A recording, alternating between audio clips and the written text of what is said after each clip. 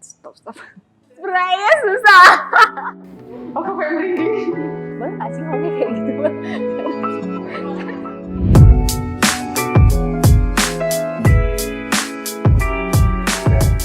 Kayak pertama ya, apa yang membedakan perempuan 10 tahun lalu sama dengan yang sekarang? Yang membedakan perempuan 10 tahun yang lalu dengan sekarang itu kita lihat dari beberapa hal. Yang pertama adalah tantangan dari perempuan itu sendiri. Mulai dari pola hidup, kebiasaan masyarakat, dan juga perkembangan zaman menuntut perempuan untuk lebih menjadi perempuan yang multitalenta. Menurut aku, perempuan 10 tahun lalu sama perempuan zaman sekarang sih sama-sama hebat ya. Tapi menurut aku perempuan zaman sekarang ini jauh lebih hebat sih. Kenapa? Karena pada saat pandemi ini kita tahu ya, banyak kepala keluarga yang diberhentikan di tempat kerjanya. Tetapi, para perempuan-perempuan Indonesia ini, sebagian besar dari kita malah bukan hanya menjadi tulang rusuk, tapi juga bisa menjadi tulang punggung keluarga. Itu udah luar biasa hebat banget. Menurut saya pribadi tentu sangat jauh berbeda. Kenapa? Karena perempuan sekarang memiliki kesempatan untuk mengaktualisasikan dirinya secara jauh lebih luas dibandingkan dengan perempuan 10 tahun yang lalu. Kemudian yang berikutnya, perempuan yang sekarang ini memiliki kesempatan untuk menempuh pendidikan seluas-luasnya. Sehingga itu akan mencerdaskan perempuan-perempuan yang sekarang. Di zaman sekarang ini menurut kakak tuh udah setara belum sih antara cewek sama cowok? Menurut aku sih udah ya. Karena kita bisa lihat contohnya itu menteri kita, mantan menteri kita Ibu Susi. Nah, di antara banyaknya menteri-menteri cowok-cowok nih ya, dia salah satu menteri wanita yang sangat hebat sih kalau menurut aku. Jadi menurut aku, cewek dan cowok zaman sekarang ini udah sama. Jadi kita harus melihat dari beberapa aspek. Yang pertama adalah tentang bagaimana perempuan tersebut menempatkan dirinya, baik itu bagi dirinya sendiri, keluarga, dan lingkungan sekitar. Jika dilihat perempuan dari segi aspek pendidikan, ya tergantung dari perempuannya. Jika perempuan itu mau menjadi perempuan yang lebih bermartabat dan juga memiliki kesempatan menangkap peluang yang ada, maka kesempatan itu sebenarnya sudah setara dengan laki-laki. Intinya kembali lagi pada sosok perempuan tersebut. Jadi di zaman sekarang ini menurut pengamatan saya sih kalau kita bilang setara, tidak dalam seluruh hal setara. Yang setara saat ini adalah kesempatan untuk menempuh pendidikan. Itu sudah terbuka secara luas untuk perempuan-perempuan sekarang. Tetapi ada yang tidak setara, misalnya kesetaraan posisi dalam rumah tangga, kesetaraan posisi dalam adat. Nah, itu yang mungkin kita perbaiki secara perlahan agar semua perempuan, khususnya di Indonesia, memiliki kesetaraan dalam seluruh segmen kehidupannya. Minta pendapat tuh tentang pandangan kebanyakan orang dengan pekerjaan rumah tangga yang hanya untuk perempuan. Perihal pekerjaan rumah tangga yang hanya dibebankan ke perempuan menurut saya belum pas ya.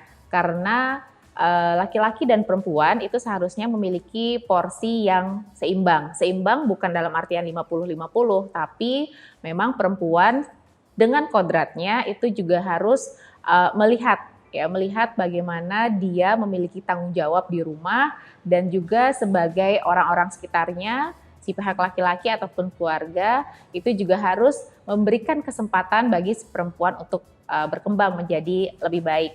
Nah, perihal untuk pekerjaan rumah tangga sendiri, alangkah baiknya perempuan, laki-laki, dan juga keluarga memiliki komunikasi, ya melakukan komunikasi yang intens, siapa yang mengerjakan apa dan bagaimana, serta proses yang harus dilewati secara bersama-sama agar lebih ideal seperti itu. Menurut saya itu pandangan yang mungkin sifatnya domestik ya, artinya beberapa rumah tangga memang memandangnya seperti itu. Tetapi kalau kita lihat secara luas bahwa kaidah membentuk rumah tangga adalah ada suami dan istri. Tentu antara suami dan istri harusnya memiliki kedudukan yang seimbang, memiliki hak dan kewajiban yang sama. Artinya kalau kita sudah komitmen untuk membentuk rumah tangga, tentu kedua-duanya itu harus memiliki kesetaraan dalam tugas, kewajiban, dan hak dalam rumah tangganya? Oh, tentu tidak. Kalau menurut aku, pekerjaan rumah tangga itu tanggung jawab suami istri, tanggung jawab laki-laki dan juga perempuan. Kenapa? Karena wanita itu kodratnya cuma dua, melahirkan dan menyusui. Kalau untuk urusan rumah tangga, itu bisa diselesaikan bersama-sama bersama dengan pasangannya. Menurut dokter nih, apakah cewek itu harus cantik? Cantik itu relatif menurut saya, karena tergantung kita melihatnya, kemudian tergantung kita mengamati perempuan itu dari sudut mana. Ada orang melihat bahwa seorang yang cerdas itu cantik. Ada orang yang melihat bahwa orang yang kulit putih itu cantik. Tetapi menurut pemahaman saya, semua perempuan yang dilahirkan itu cantik. Cuman siapa yang melihatnya itu yang harus jeli. Melihat dari segi mana sehingga setiap perempuan itu akan terlihat cantik. Kalau menurut aku, cewek itu ya harus cantik sih. Tapi cantiknya seorang perempuan itu gak bisa diukur dari seberapa tingginya dia, seberapa putihnya dia, ataupun seberapa langsingnya dia. Karena cantik yang terpenting itu, cantik yang ada pada dalam diri wanita. Terutama yang kita bisa bilang itu inner beauty. Itu sih yang paling pertama. Menurut saya perempuan itu harus cantik atau enggak, nggak harus sih ya, karena memang pertama kita lihat kecantikan itu nggak melulu soal fisik, tapi bagaimana kecantikan itu kita pupuk dari dalam diri kita. Budi kita baik, kelakuan kita baik, skill yang kita miliki itu diasah lagi, dan juga kalau kita lihat good looking itu harus ya, tapi yang lebih penting adalah bagaimana kita nyaman dan juga nyaman dilihat oleh orang lain seperti itu. Karena kalau kita lihat cantik itu belum tentu baik, tapi kalau baik itu akan terlihat lebih cantik. Hal apa sih yang bisa kakak banggakan terlahir menjadi seorang perempuan? Oke. Aku bangga nih terlahir sebagai seorang perempuan karena apa? Karena perempuan itu di zaman sekarang ini multitasking. Semua pekerjaan laki-laki itu bisa diambil alih oleh perempuan, tetapi semua pekerjaan perempuan belum tentu bisa diambil alih oleh laki-laki. Yang harus kita syukuri dilahirkan sebagai seorang perempuan sebenarnya ada beberapa hal. Yang pertama, kita diberikan kesempatan untuk merasakan apa sih yang laki-laki nggak rasakan. Kita sebagai perempuan bisa melahirkan generasi muda, penerus bangsa, kita bisa memiliki kesempatan untuk mendidik menjadi generasi yang lebih baik, dan yang lain adalah kita diberikan tanggung jawab. Kita diberikan berkah oleh Tuhan untuk menjadi sosok yang anggun, yang cantik. Jadi bagaimana kita bisa memelihara kecantikan kita tersebut menjadi suatu hal yang bisa kita gunakan untuk hal-hal yang lebih bermanfaat. Dan yang ketiga, menjadi perempuan, kita diberikan hak yang lebih istimewa dibandingkan dengan yang laki-laki. Kalau saya pribadi sih bangga sekali menjadi perempuan, karena satu hal yang tidak bisa dikerjakan oleh laki-laki adalah menghasilkan generasi penerus bangsa. Nah, itu hanya bisa dikerjakan oleh perempuan. Tetapi kebanggaan itu tentu tidak bisa kita ekspresikan terlalu berlebihan, karena kita juga memiliki tugas dan kewajiban yang lain. Kebanggaan yang lain dari seorang perempuan adalah umumnya perempuan itu multitasking. Dia sukses berkarir, dia sukses membina rumah tangganya, dan dia juga sukses untuk mengantarkan anak-anaknya menjadi orang-orang yang berguna untuk bangsa ini. Jadi selain dia memiliki kesempatan untuk melahirkan generasi penerus bangsa, dia juga memiliki kesempatan untuk mengantar generasi penerus bangsa itu menjadi orang yang sukses. Itulah sejatinya kebanggaan lahir sebagai perempuan. Minta pesannya dong buat Kartini-Kartini di luar sana.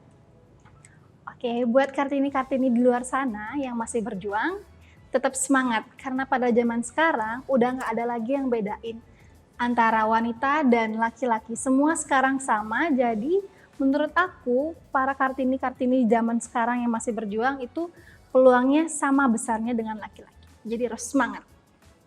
Kita harus bisa memanfaatkan kesempatan yang ada sekarang untuk melatih diri, mengasah kemampuan kita menjadi sosok perempuan yang memiliki nilai tawar yang lebih baik tentunya. Dan yang kedua adalah menjaga diri kita sebaik-baiknya. Karena yang namanya dunia digital sekarang rekam jejak digital kita itu akan terlihat ya, sampai di akhir hayat nanti, sampai generasi penerus kita akan melihat apa sih yang dilakukan oleh perempuan di kehidupan sebelumnya. Dan pesan yang terakhir adalah untuk para perempuan dimanapun berada, marilah menjadi perempuan yang tetap mengilhami semangat Ibu Kartini dan menyesuaikan dengan lingkungan dan juga perkembangan zaman yang ada saat ini. Baik, pesan saya, setiap perjuangan pasti ada hasil. Artinya setiap pesta pasti akan usai, setiap gerimis pasti akan berganti dengan hari yang cerah. Jadi jangan lelah untuk memperjuangkan apa yang menjadi fokus hidup kita. Yang penting memang fokus hidup kita itu adalah suatu hal yang positif untuk bangsa ini. Karena Kartini tidak mendobrak tradisi pada zamannya bukan untuk hal-hal yang negatif, tetapi menjadi perempuan di era sekarang dengan kesempatan yang begitu luas untuk mengaktualisasikan diri serta pendidikan, tentu itu menjadi bahan untuk kita menuju ke tujuan itu menjadi lebih baik. Untuk seluruh perempuan dimanapun berada, selamat Hari Kartini dan semoga semangat Ibu Kartini tetap terpelihara untuk kita semua. Selamat Hari Kartini untuk seluruh wanita Indonesia. Tetaplah gantung semangatmu setinggi langit dan jagalah semangat Kartini di hatimu.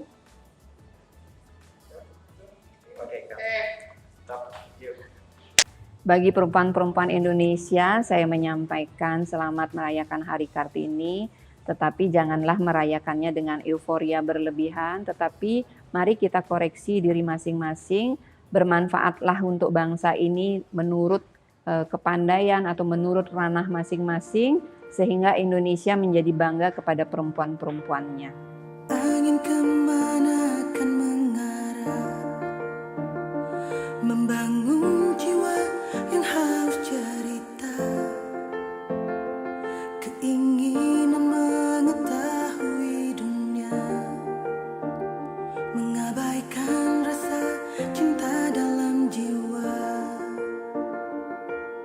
Semua berawal dari mimpi, hanya kita yang bisa mewujudkan. Sampai di mana batasnya pengorbanan, sedang pengabdian tak pernah berhenti. Aksara yang menari di atas awan cukup jelas menuliskan harapan. Memang kenapa bila aku perempuan, aku tak mau jadi budak kebodohan. Cinta bicara halusnya perasaan, hadir tanpa diundang dan dipaksakan. Memang kenapa bila aku perempuan, aku tak mau jadi budak kebodohan.